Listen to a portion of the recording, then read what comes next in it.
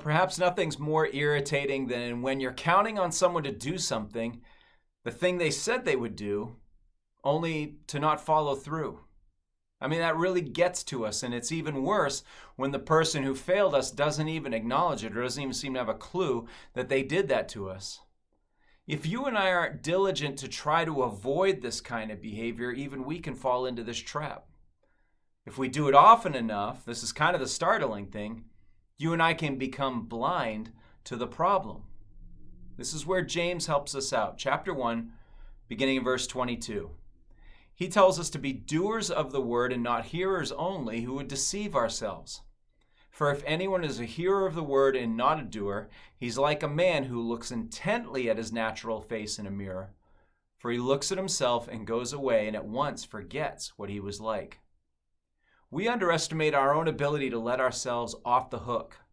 Our initial appearance in the mirror, which of course I'm speaking figuratively, could be very startling to us.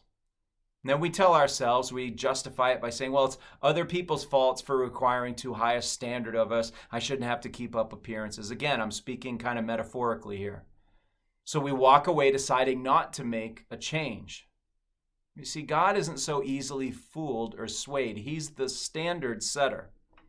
James continues, but the one who looks into the perfect law, the standard that is given to us, the law of liberty, and perseveres, being no hearer who forgets but a doer who acts, he'll be blessed in his doing.